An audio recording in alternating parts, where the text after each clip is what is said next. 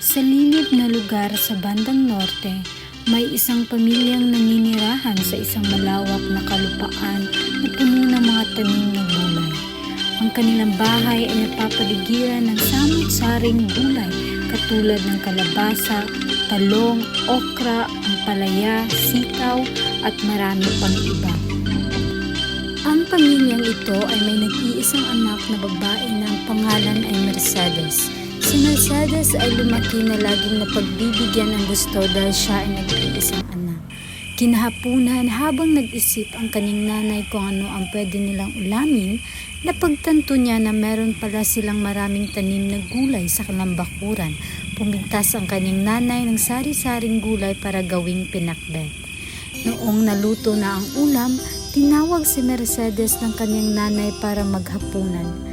Dahil si Mercedes ay nasanay na laging karne ang handa sa pagkainan, kumunot ang kanyang noo noong makita ang ulam nila sa lamesa dahil hindi siya kumakain ng gulay.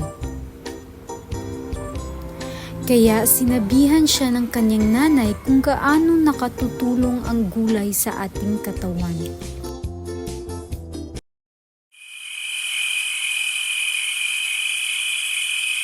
Anak, bumaba ka na riyan, kakain na tayo. Opo, Nay. Bababa na po. Yan po ba ang ulam natin, Nay? Oo anak, hindi kasi ako nakapunta ng bayan para bumili ng ulam kaya iyan lang muna ang niluto ko. At nung umalis na ang kanyang nanay para maglinis, dali-daling tinapon ni Mercedes ang kanyang pagkain sa basurahan. Pagkatapos ng ilang minuto, bumalik ang kanyang ina para tignan si Mercedes kung naubos ba niya ang kanyang pagkain. O anak, tapos ka na ba kumain?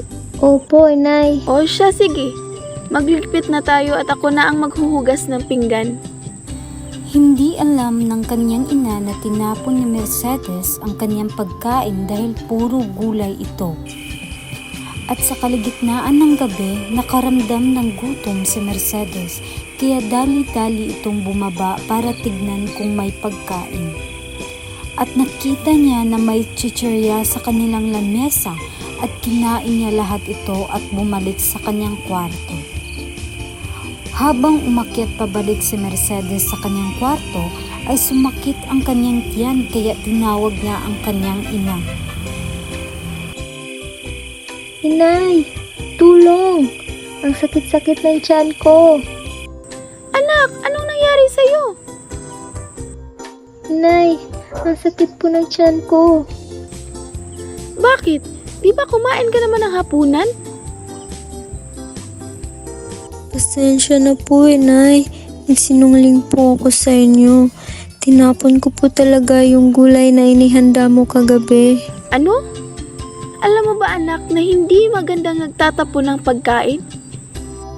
At di ba sinabi ko na sa iyo na ang gulay ay nakatutulong sa ating katawan? Kaya pala sumasakit ang tiyan mo dahil hindi ka kumain. Pasensya na po talaga, Inay. Anak, bumaba ka na dito at kakain na tayo. Opo, Inay. O anak, huwag mo nang itapon yan ha. Siyempre naman po, Inay. Hindi na po ako magsasayang ng pagkain. At siyempre, paborito ko na po ang gulay. Dahil sa nangyari kay Mercedes, natutunan na niyang kumain ng gulay. Dahil napagtanto niya na madami itong sustansya na maibibigay sa ating katawan.